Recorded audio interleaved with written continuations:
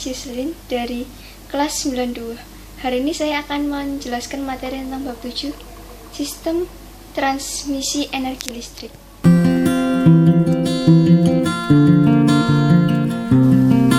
Menurut KBBI, sistem transmisi energi listrik dapat diartikan sebagai pengiriman atau penerusan. Transmisi energi listrik merupakan proses pengiriman atau penyaluran energi listrik yang dihasilkan oleh pembangkit listrik menuju sistem distribusi kepada pelanggan atau konsumen. Perusahaan listrik negara atau biasa disebut PLN merupakan perusahaan milik negara yang diberi kewenangan penuh untuk menyalurkan energi listrik kepada pelanggan. Energi listrik yang dihasilkan oleh PLN berasal dari berbagai sistem pembangkit listrik, baik milik pemerintah maupun swasta. Beberapa contoh sistem pembangkit listrik diantaranya pembangkit listrik tenaga air, pembangkit listrik tenaga uap, pembangkit listrik tenaga gas, pembangkit listrik tenaga angin, dan lain sebagainya. Sistem penyaluran atau transmisi listrik dapat digambarkan sebagai berikut. Pembangkit listrik atau power plant berfungsi sebagai menghasilkan energi listrik. Pembangkit listrik di Indonesia diantaranya pembangkit listrik tenaga air atau PLTA, pembangkit listrik tenaga uap atau PLTU, pembangkit listrik tenaga diesel atau PLTD, pembangkit listrik tenaga gas atau PLTG, pembangkit listrik tenaga surya atau PLTS, pembangkit listrik tenaga angin atau PLTA, dan pembangkit listrik tenaga panas bumi atau PLTP. Adapun tegangan listrik yang dihasilkan oleh generator pembangkit umumnya berkisar 12 kV sampai 24 kV. Trafo penaik tegangan berfungsi untuk menaikkan tegangan yang dihasilkan oleh pembangkit listrik. Tegangan listrik tersebut kemudian menjadi tegangan tinggi dan tegangan ekstra tinggi, untuk kemudian disalurkan melalui saluran transmisi.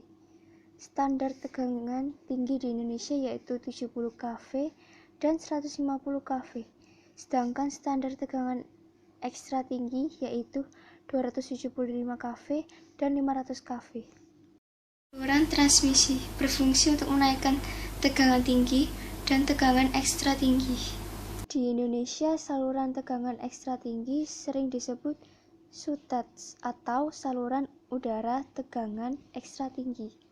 Dalam proses transmisi terdapat gardu induk di tiap-tiap wilayah maupun kabupaten atau kota. Fungsi gardu induk diantaranya untuk mengubah tegangan tinggi yang satu ke tegangan tinggi yang lain atau dari tegangan tinggi ke tegangan menengah, dan sebagai pengaturan pelayanan beban atau daya ke gardu induk yang lain kepada saluran distribusi. Trafo penurun tegangan menengah. Trafo penurun tegangan menengah berfungsi menurunkan tegangan dari tegangan tinggi maupun tegangan ekstra tinggi menjadi tegangan menengah. Standar tegangan menengah di Indonesia adalah 20 kV. Saluran distribusi merupakan jaringan penyaluran tegangan listrik dari gardu induk ke konsumen. Saluran distribusi sudah tidak menggunakan menara-menara tinggi, tetapi menggunakan tiang berbahan kayu, besi, maupun beton. Trafo penurun tegangan rendah berfungsi menurunkan tegangan dari saluran distribusi menjadi tegangan rendah sebesar 220 volt atau 380 volt. Dari trafo penurun tegangan rendah ini, listrik mengalir ke rumah atau konsumen.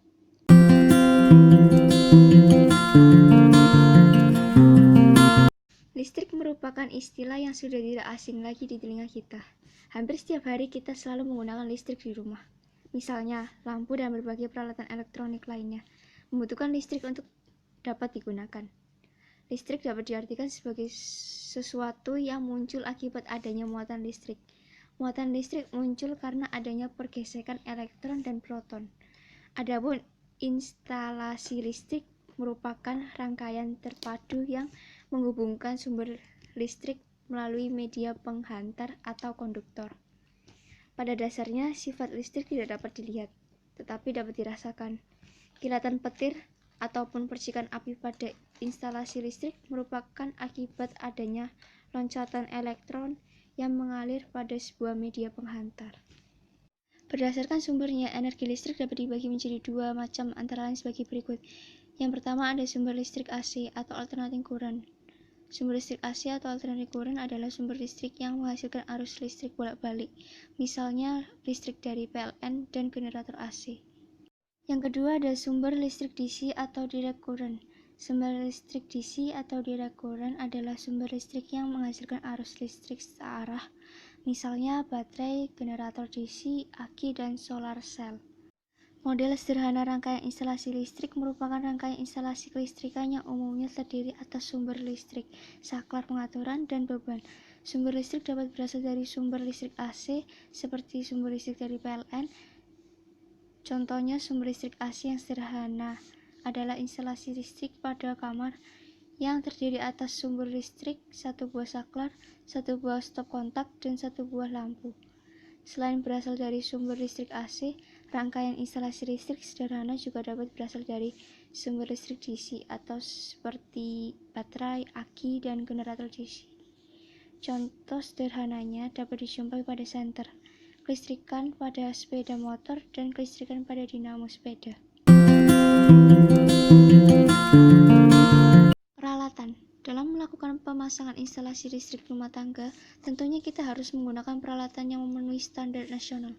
Peralatan-peralatan tersebut diantaranya sebagai berikut. Amperemeter atau tang ampere.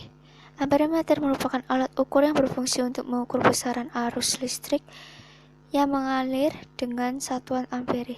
Jenis amperemeter yang sering digunakan bermacam-macam. Jenis amperemeter yang digunakan pada pengukuran instalasi listrik pada umumnya adalah yang memiliki penjepit seperti tang. Voltmeter. Voltmeter merupakan salah satu alat ukur yang digunakan untuk mengukur besaran tegangan listrik dalam suatu volt. Terdapat dua jenis voltmeter, yaitu voltmeter untuk mengukur tegangan DC dan voltmeter untuk mengukur tegangan AC. Tang kombinasi merupakan jenis tang dengan bagian ujung yang tumpul. Tang ini sering digunakan untuk menjepit, mengupas, dan memotong kabel atau kawat. Bagian genggaman tang kombinasi harus terbuat dari isolasi yang tahan terhadap aliran listrik. Tang potong. Sesuai dengan namanya, tang potong berfungsi sebagai memotong kabel atau kawat. Pada bagian sisinya terdapat mata pisau yang digunakan sebagai pemotong. Tang lancip. Fungsi dari tang lancip hampir sama dengan tang kombinasi. Perbedaannya terletak pada bentuknya, yaitu bagian ujung tang berbentuk lancip. Biasanya tang lancip digunakan untuk menjepit bagian yang sempit. Obeng. Terdapat dua jenis obeng yang digunakan pada instalasi listrik, yaitu jenis obeng plus dan obeng minus. Fungsi obeng tersebut dalam sistem kelistrikan umumnya digunakan untuk mengencangkan atau mengendorkan skrup. Palu. Palu merupakan alat yang berfungsi sebagai pemukul atau pemberi tumbukan pada benda. Di dalam instalasi listrik, palu sering digunakan untuk memukul paku pada klem atau penjepit untuk merapikan kabel instalasi listrik. Komponen-komponen listrik yang standar digunakan pada proses instalasi listrik rumah tangga diantaranya sebagai berikut. Bar geyser atau meteran listrik, kabel listrik, saklar, stop kontak, MCB, lampu, fitting lampu, pipa paralon, pipa sambungan. Perancangan instalasi listrik rumah tangga merupakan proses perencanaan yang dilakukan oleh seorang ahli instalasi dalam bentuk gambar atau denah instalasi listrik. Proses perancangan tersebut sangat penting untuk dilakukan sebelum mengerjakan proses instalasi listrik. Fungsi perancangan instalasi listrik rumah tangga diantaranya sebagai berikut. Yang pertama, sebagai sarana komunikasi antara pemilik rumah dan teknisi instalasi listrik. Yang kedua, untuk mengetahui jumlah komponen listrik yang dibutuhkan. Yang ketiga, untuk mengetahui rencana anggaran biaya yang dibutuhkan saat proses instalasi listrik. Dalam proses perancangan instalasi listrik rumah tangga, kita harus memahami simbol-simbol komponen kelistrikan terlebih dahulu. Simbol-simbol tersebut digunakan untuk menjelaskan jenis komponen yang digunakan pada proses instalasi listrik rumah tangga. Beberapa simbol yang sering digunakan pada instalasi listrik rumah tangga diantaranya sebagai berikut.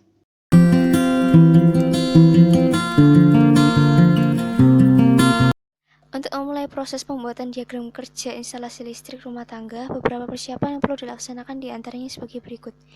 Yang pertama, gambar situasi. Gambar situasi merupakan gambar perencanaan awal dalam mendesain gambar instalasi listrik rumah tangga. Gambar tersebut berisi tentang segala informasi yang berkaitan dengan posisi rumah, bentuk rumah, posisi sumber listrik dari PLN, dan informasi lainnya. Gambar situasi dapat digunakan sebagai perencanaan awal dalam menentukan anggaran atau biaya yang dibutuhkan. Yang kedua, gambar denah rumah. Gambar denah rumah merupakan gambar yang berisi informasi yang berkaitan dengan tata letak rumah. Dengan gambar denah, teknisi akan mengetahui tentang detail luar rumah, jumlah lantai, jumlah ruangan, jumlah titik lampu, serta komponen kelistrikan lain yang dibutuhkan, seperti panjang dan lain sebagainya. Yang ketiga, gambar tata letak. Gambar tata letak berisi letak atau posisi komponen kelistrikan yang akan dipasang nantinya, seperti bergenser, MCB, lampu, saklar, dan stop kontak. Melalui gambar tersebut, seorang teknisi instalasi listrik dapat mengetahui jumlah dan letak komponen yang dibutuhkan sehingga dapat mempermudah proses pemasangannya. Yang keempat, diagram garis tunggal. Gambar diagram garis tunggal sering disebut sebagai gambar perencanaan instalasi. Pada gambar tersebut hanya terdapat satu garis yang menghubungkan antara ruangan satu dan ruangan lainnya. Melalui gambar diagram garis tunggal, seorang teknisi instalasi listrik akan dapat mengetahui jalur pemasangan penghantar atau kabel listrik menuju komponen listrik yang lain. Yang kelima, diagram garis ganda. Gambar diagram garis ganda sering disebut sebagai gambar pelaksanaan instalasi atau gambar pengawatan. Pada diagram ini terdapat garis ganda sesuai dengan pengawatan yang dibutuhkan. Dengan gambar ini, seorang teknisi instalasi listrik akan lebih mudah memahami proses pengawatan instalasi listrik rumah tangga.